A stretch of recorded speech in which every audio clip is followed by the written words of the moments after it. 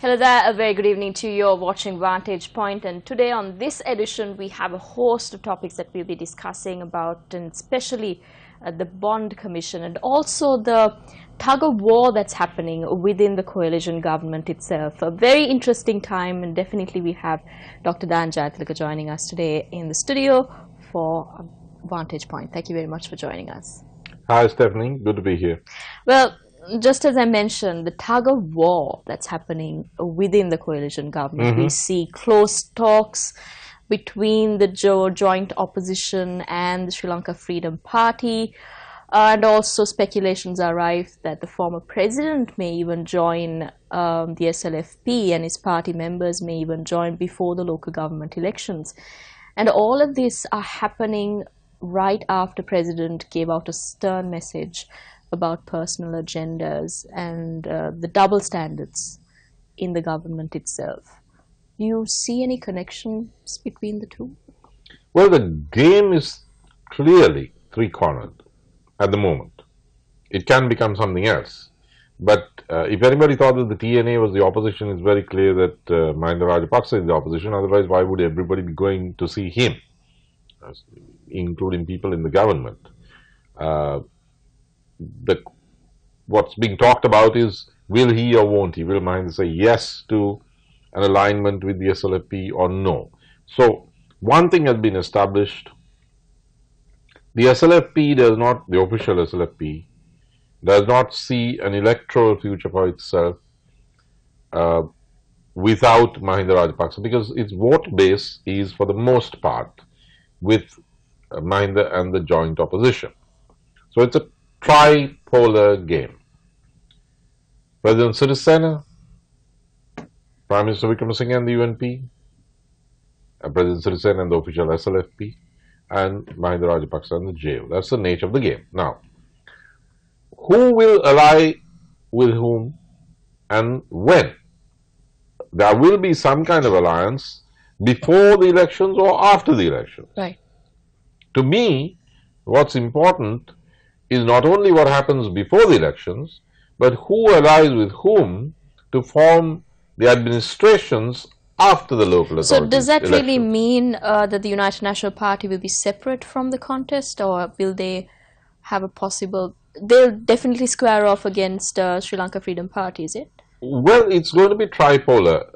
Chandrika and Mangala have long felt that the UNP and the SLFP should contest together and maybe even merge. Right. But how is it possible, Doctor, when you know the ideologies are so different and even the structures, and we see it right now, happening right now? Yeah, this is the point. I mean, the SLFP was formed as a moderate alternative to the UNP, not as a junior partner of the UNP. So that's the existential crisis the SLFP is going through. It can't face an election and tell its vote base to vote for the official SLFP, because what is the stand they're taking? I mean, if it's good to be in the government, then they should contest together with the UNP. Right. And if it's bad to be in the government, if the government is doing something wrong, they shouldn't be in the government. They should be contesting together with the JO. Now, they want to contest together with the JO, which means they think that there's something wrong with the UNP. But if there's something wrong with the UNP, why are they staying in a coalition government as junior partners? And if they think that what's wrong with the UNP is smaller or less than what's wrong with the JO, then they should stay with the UNP. Right. But if they think that the gap between them and the UNP is bigger than the gap between them and the JO, then it should leave the UNP and come along with the JO. You cannot, I mean, though it's permitted in certain faiths to have more than one wife, but in other faiths it's not, and certainly in politics, I can't think of any example of a party that stays in the government with one party and contests against that party at a municipal election together with the main opposition to that party. So, in a way, what the JO and the UNP are telling the official SLFP has some logic. That is, The JO is saying, you leave those guys, the UNP, tomorrow, and we are together. And the UNP is telling the SLFP, you can't stay in government with us and contest against us at a local authorities election together with the other guys.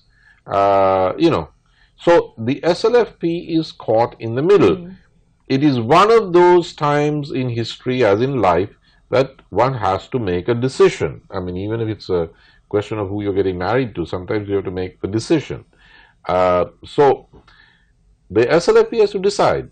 Now, the logical way of doing this, there is always a logical way of doing things.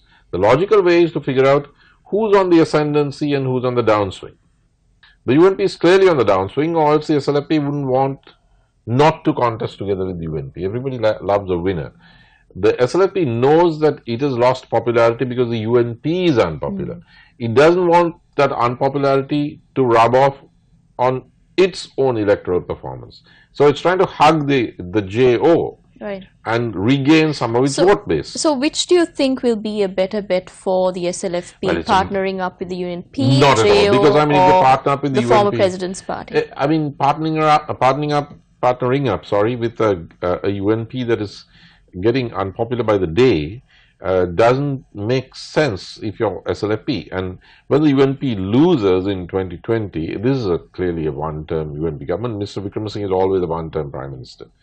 And the UNP in its history has been far more one-term party than a two-term party, except under JR and Premadasa. I mean, that was the golden age.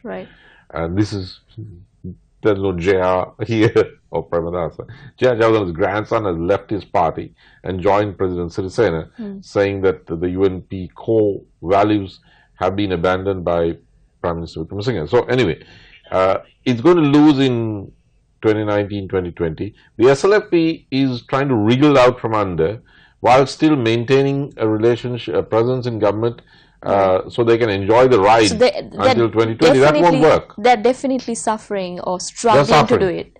So scrambling to get the support either from the former president's party or the joint opposition. They're trying to do two things at the same time, which can't work. There's a third way, though. If the president and the SLFP can reshuffle, recompose the UNP government and have a more presentable UNP, and I don't mean Mangala Samaraweera as the PM, have a UNP government that is, or UNP PM, who is more acceptable to the country as a whole, to the electorate as a whole, more grounded, who doesn't go quite so much against the grain. If the UNP can be pulled back to the center, that is minus Ranil and Mangala really, and Rajitha, then the SLFP can stay in the coalition with UNP, but it will be a different UNP.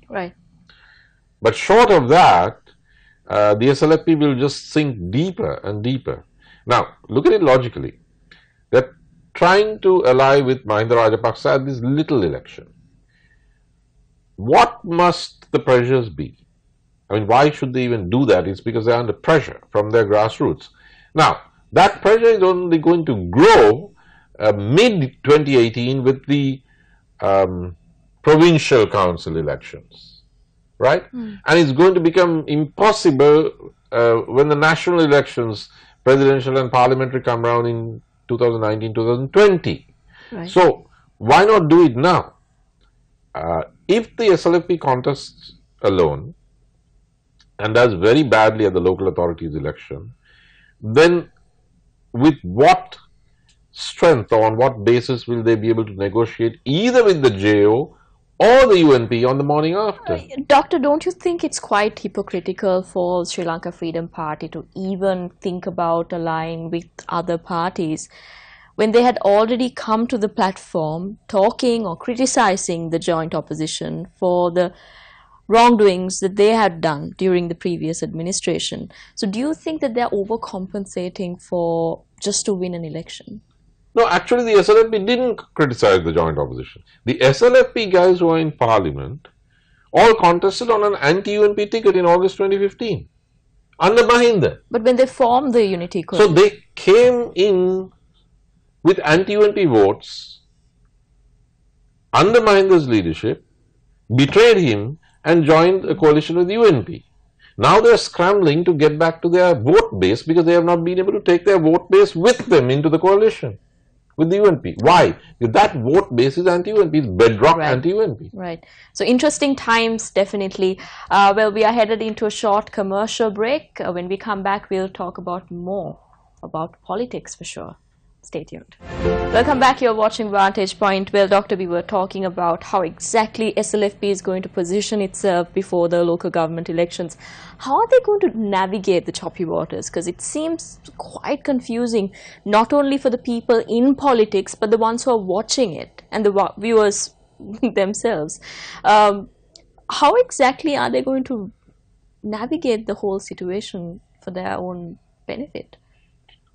Well, you would, of course, know that in politics and in diplomacy, there are these two terms.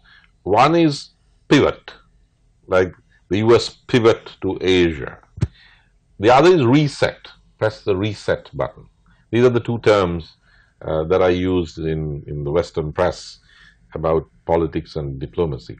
Now, that's what the SLFP and especially President Sirisena will have to do. He will have to pivot in the direction that his party wants to go, that is away from the UN. He'll have to pivot and he'll have to press the reset button both within his government with the UNP and with the joint opposition. It's triangular, as I said, but these are linked and interactive. Now, he doesn't have much time, but he has opportunity. The time frame is 10 days because he's got to do it before the nominations close or nominations start. Once the nominations are entertained or accepted on the 11th of December to the 14th, then the window of opportunity shuts and then it opens up only after the election.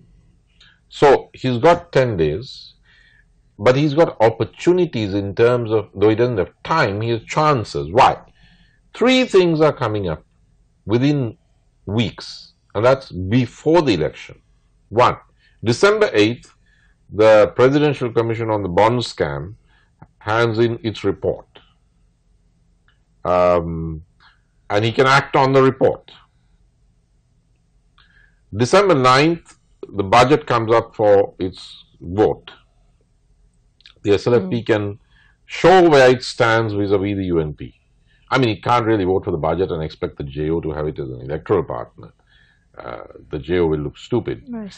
So that's December 9th. And then somewhere in December, I don't know exactly when, it could be the 20th, I'm not sure, but it's very important, the UNP SLFP Memorandum of Understanding comes to an end and either has to be reaffirmed, renewed, or it will lapse. Now, if the President says very clearly and before the nominations, look, I'm not renewing this agreement with the UNP. They cheated, they broke the bank, they agreed to things in Geneva which I had never agreed to. They're going beyond the limits indicated by the SLFP in constitution making. They've been acting in bad faith, and I'm tearing this up. But that doesn't necessarily mean that I'm not committed to the idea of a broad national coalition. Right. But I want that coalition to change. Its profile has to change. It has to be, and he proceeds to re-engineer it on the basis of the Bond report. That's what I call the reset. If he can reset, and he needs to pivot in order to reset. So he has these three issues: the Bond scam report, the budget, and the renewal or lapse of the UNP SLFP MOU. He can do this. He's got a portal, but that portal closes in under a fortnight. So he's got to move fast. Right. And against this backdrop, we also see Prime Minister being summoned at the commission, and you can't really say it was cross-examination. No, it was badminton. It wasn't Wimbledon power tennis. It was just maybe an appearance by the Prime Minister, which was definitely lauded by the party members. All the party members had been raving about him coming to the commission. Yeah, I know. And just a question as to why it's so significant. Isn't that how a democracy should be? No, actually it's not, because I remember watching President Bill Clinton being grilled on the Lewinsky affair, and you know, I grew up with Watergate way before that. Right. In a democracy, this isn't the way that errant leaders are questioned. Right. You know, that is in the United States. That's Him the most powerful man in the world. Right. And him appearing at the commission itself was No, Mr. Vikramasinghe, he's the only politician in this country, only leader who keeps getting hauled up before commissions. Earlier there was the Batalanda commission. I'm surprised that your station hasn't had that footage. Maybe they should. Maybe it should, because it's all to do with Mr. Vikramasinghe and commissions. He's all about commissions. Nobody else gets hauled up.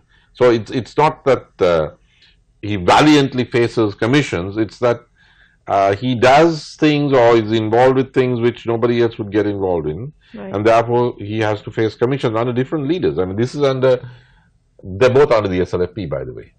The first was under Chandrika, and this is under President Sirisena, who is his ally. But he's behaved in such a way that it has embarrassed the president, and therefore he had to be called before the commission. Now, his performance of the commission was hardly heroic. I mean, he says, Arjuna Mahendran, well, he agreed, or Ravi Karunayaka agreed with the suggestion. Whose suggestions were they? Right. Were they not his? I mean, the facts are very clear. The central bank was taken away from the Ministry of Finance and vested with the PM. Okay. Point one. Point two, Arjuna Mahendran is invited by Prime Minister Vikramasinghe. He is a non-citizen and brought in to head the central bank. Now, I saw some UNP chaps saying that so is the head of the Bank of England. Now, that's a Canadian who was vetted by Westminster, by the British Parliament, and the Parliament had to agree that this chap will be given the job. That's not what happened with Arjuna Mahendran. Right. So, okay, you take the bank first, and then you bring in Arjuna Mahendran. Then Arjuna Mahendran has this son-in-law, with whom he shares a residence, and then the rest follows. So, I think the Prime Minister's appearance before the Commission made it very clear. It wasn't exactly the picture that the UNP says emerged. And this is something that he's going to be carrying into every election with him. Right. The local government elections has also been one of the highlights of the week. We will discuss that after this short commercial break. Stay tuned. Welcome back. You're watching Vantage Point. We are in the final 6 minutes of the program. And definitely local government elections is something that we need to discuss about. There's apparently a no confidence motion against the subject minister. Yep. And there seems to be a lot of pressure that's on him already. But he, on the other hand, has been saying that it's not really his problem because it's already been given to the president. The report has been handed over. Everything is done and dusted. So what is really causing the delay? Because this has been a prolonged process for a very long time. Local government elections seem to be very important, but very little attention has been given to local government elections when compared to a presidential election or a general election. Now, if this had happened to these two elections, there could have been a huge uproar. But what is really causing this delay? Is it just the lack of support at a grassroots level, or is it just a legitimate reason of not properly carving out the electorates? Well, it's an inescapable impression that this government is dodging any kind of elections. I mean, look what happened to the provincial council elections, which was supposed to be held this year. There was some fun and games, and it was kicked, the can was kicked down the road into next year, 2018. So they haven't had elections for years, not since August 2015. Never happens in Sri Lanka, and when it does happen, well, it has happened in the 1970s and in 1982. The consequences are never good, because when the electoral valves are shut down, there's terrible turbulence, even explosive violence as in July 83. That is because the elections that were scheduled for early 83 were postponed for 6 years by a referendum. Now, luckily for the country, the Commission of Elections is pushing back. There are a couple of civil servants, some retired, who have stood up in these few years. The Auditor General, as you know, Right. on the bond scam. But a recently retired civil servant, Asoka Piris, in relation to the electoral delimitation. And now Mahinda Deshapriya. Now, what few people know is that Asoka Piris and Mahinda Deshapriya were contemporaries at Peradhan University. They were senior to me. I was in my first year when they were in their final year, and we were all in the same political formation, so I know them. They are quite rebellious, very independent people. They can't be pushed around. And just the other day, Mahinda Deshapriya, who seems to have reached the limit of his patience Right. about the delay in the holding of elections, he said something. He said, well, if this were the 1970s, I know what to do, or I would have known, I know what would have happened, or something like that. I think that was lost on everybody. What he means is, if this were the 1970s, there would have been an uprising. Right. So Asoka Piris and Mahinda Deshapriya are people who can't be pushed around, and they wouldn't take things beyond the point. And they've now stood up. Right. They've stood up. Mahinda Deshapriya has pushed back. We have to thank him for this little opening of kind of a mini election, because local authorities elections are a mini election. Right.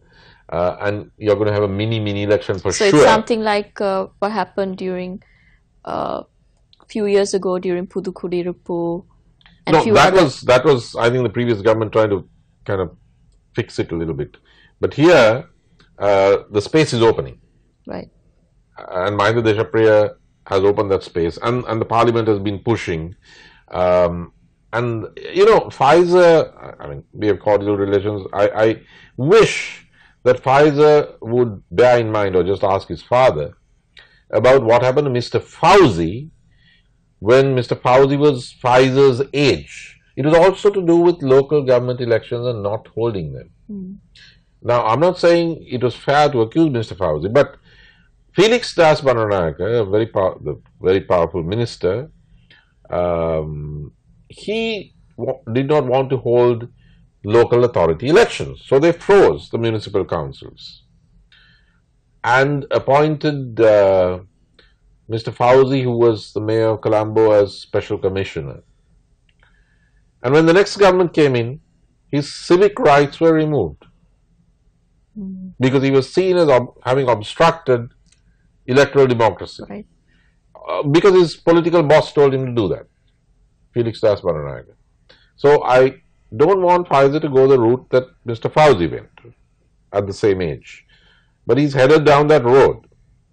The optics don't look good at all. So that to say that the grassroots level or local government units have a considerable amount of power for them to be challenged. They're important because, I mean, you've shut down the provincial councils, and we had a dengue epidemic. You shut down the Pradeshya Sabha and the municipalities. You will have nobody in charge. I mean, you will have more and more epidemics and less delivery of goods and services. So that leads to an explosion. It is much better, whoever wins, whoever loses, to go ahead and have an election in January, or else all hell will break loose. We seem to have an observation as to how strong the apex is, but right at the bottom, it seems very It's a pity, because President Premadasa strengthened the grassroots organizations by instituting the Pradeshya Sabha. They didn't exist until Premadasa, as Minister of Local Government and then as President, he reinforced these. He created the Pradeshya Sabha and made them strong. The old AGA division.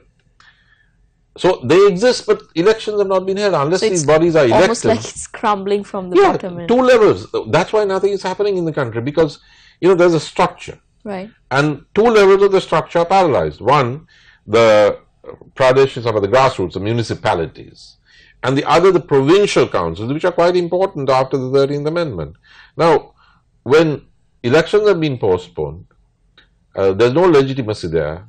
Right. There's nothing happening, and there's nothing happening at the grassroots. There's two levels of a four-tier structure. We have two other tiers, Right. Parliament and the presidency. Now, Parliament itself is distorted because, as we can see now, as I said earlier in your program, the JO with 55 guys is more than 3 times the size of the TNA, which is holding the leadership of the opposition. So even Parliament is kind of wobbly. So when you have 3 of your 4 tiers called into question or dysfunctional, then you're headed for you are in a huge crisis, Right. and you're headed for a far worse. So the one. gap between the people and the government is getting wider Absolutely. and wider. You've got it. That's it. Thank you very much for joining us, Dr. you. Dayan Tilaka. Thank you for your insights, and thank you for joining us as well. You can definitely send us your questions, your views to newsfirst@maharaja.lk, and we'll make sure that we feature them on the program next fortnight. Until then, this is Stephanie Lazarus signing off. Good night.